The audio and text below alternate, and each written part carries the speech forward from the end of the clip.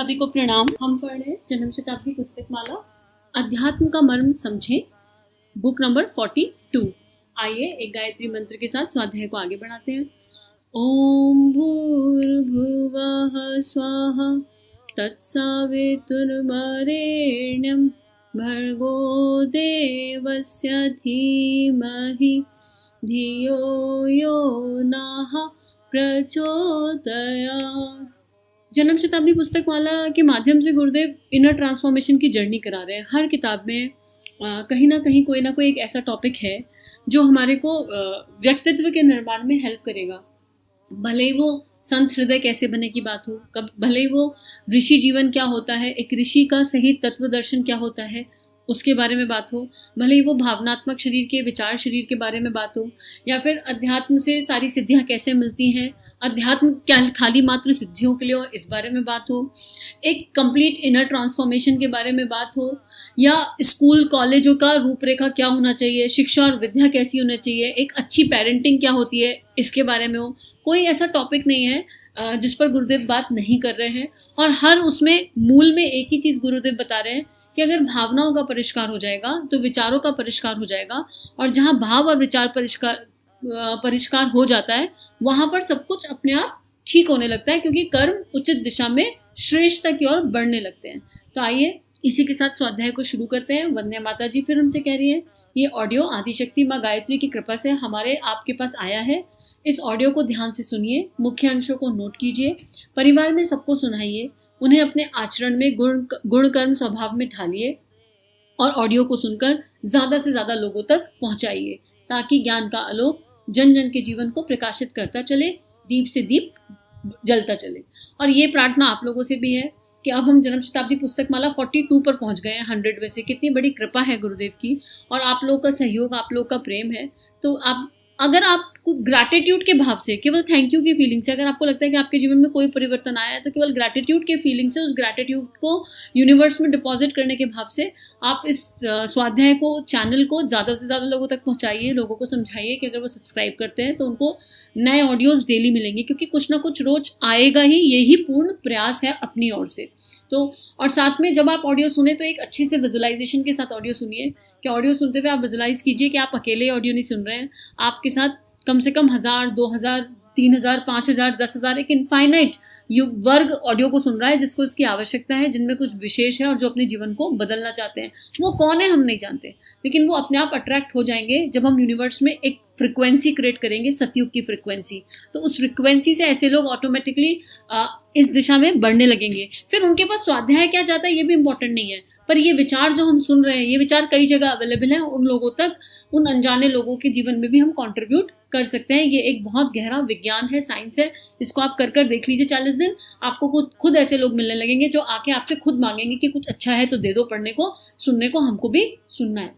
अब स्वाध्याय शुरू करते हैं। आज थोड़ी बड़ी बात हो गई पुस्तक की शुरुआत में, लेकिन गुरुदेव कह रहे हैं, देवियों भाइयों, एक पहलवान की हर जगह ख्याति हो गई, जगह जगह उसे बुलाया जाने लगा, अखाड़े में जीत जीत करके वह नाम कमाने लगा, अखबारों में उसके फोटो छपने लगे। लोगों की इच्छा हुई कि हमको भी पहलवान बनना चाहिए। वे पहलवान के पास गए और यह देखा कि पहलवान क्या किया करता है।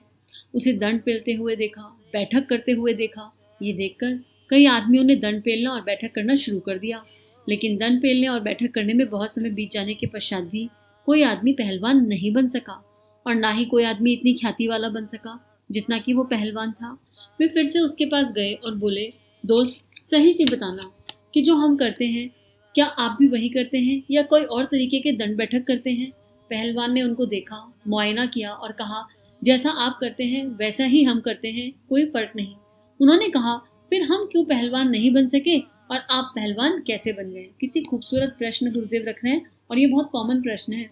आपकी साधना कैसी है, आप साधना में क्या करते हो, सुबह कितने बजे उठते हो, कितने बजे कितने माला का जप करते हो। हम भी आपके जैसी साधना कर लेंगे तो क्या हम आप जैसे हो जाएंगे, जो प्रतिभा भगवान ने आपको दिया वो हमको भी मिल जाएगी क्या। कितना कॉमन होता है ना ये, जब हम इस यात्रा पर चल रहे होते हैं, इस तरह के प्रश्नों का आना, इस तरह की बात को आना, जबकि हर किसी में एक विशेष प्रतिभा है।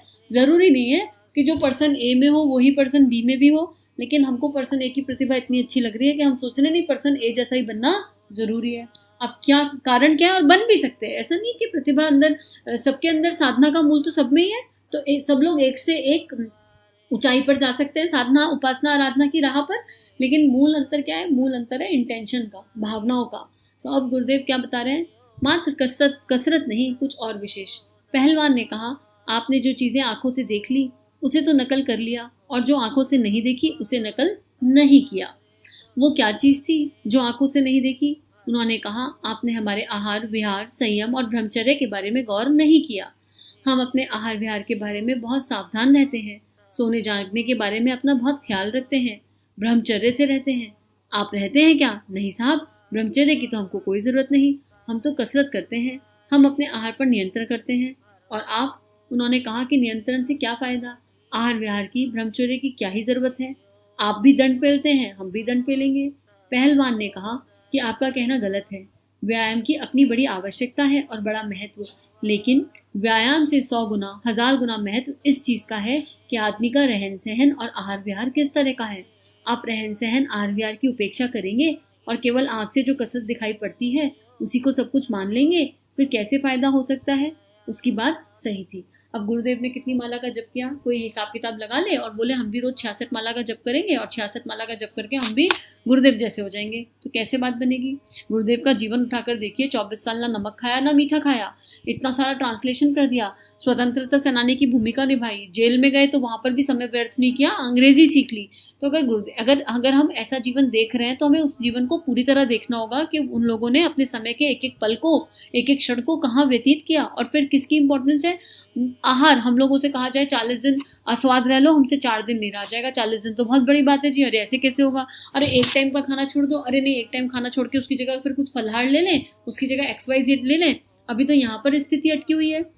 उसके बाद संयम, हर तरह का संयम, और फिर ब्रह्मचर्य पालन, अरे ये तो बेकार की चीज़ है, ब्रह्मचर्य पालन कैसे हो सकता है? अब समाज में है, अगर प्रकृति में है तो फिर सब कुछ तो ठीक होगा, ये वाली बात आ जाती है, ये प्रश्न आ जाते हैं। लेकिन हम अपनी शक्ति का क्षय करते हैं ब्रह्मचर्य का पालन ना करके, ये बात तो हमको समझनी पड़ेगी। गुरुदेव ने बताया, जैसे जीवा है, जीवा 2 तरह की इंद्रियों का काम करती है। गुरुदेव ने पूरा मौन के ऊपर डिस्कशन किया था, पूरा समझाया था कि वाणी कितना इंपॉर्टेंट है, और मंत्र बनाम उच्चारण, यही किताब थी। और गुरुदेव ने बताया था मौन की इंपॉर्टेंस क्या है, मौन किस तरीके का होना चाहिए, और जिसकी वाणी सद गई उसके जब पर, उसकी जीभ पर माँ सरस्वती आके विराज गई, और आहार सद गया तो आपकी प्राण ऊर्जा ऊपर की ओर उठ गई, और जिसकी जीवा सद गई उसका ब्रह्मचर्य अपने आप सधने लग जाता है, ऑटोमेटिकली, कुछ करना नहीं पड़ता। और अगर आप ये कहो कि नहीं ऐसे तो नहीं हो सकता, आप पार्टनर का क्या करेंगे, पार्टनर नहीं समझता, तो आपको शादी के विपरीत जाने के लिए नहीं कहा जा रहा है। आप लेकिन पहले खुद में तो स्थित हो जाओ। हम दूसरे के कंधे पे बंदूक रख के गोली क्यों दागें?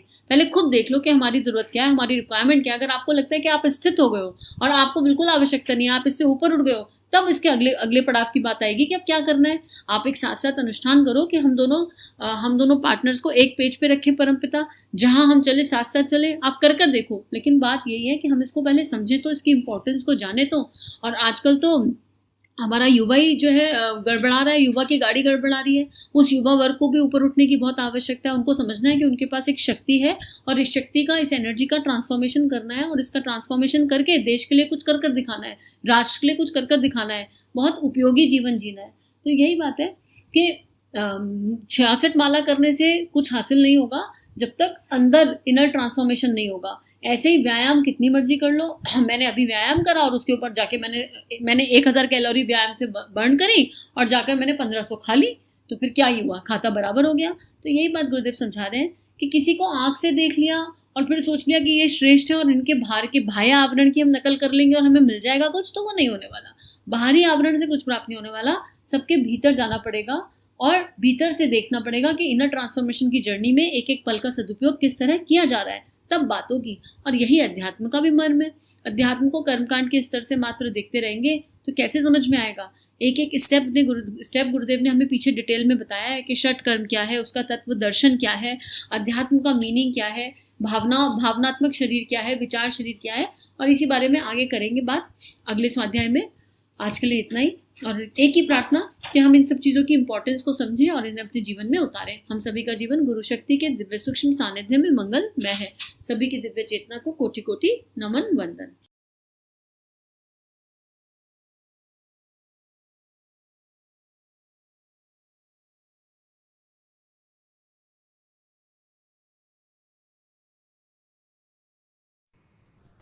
हमारे YouTube चैनल को सब्सक्राइब कीजिए और बेल आइकन पर क्लिक कीजिए ताकि आने वाली सभी वीडियो की नोटिफिकेशन आपको मिलती रहे। आप सभी को बहुत बहुत थैंक यू।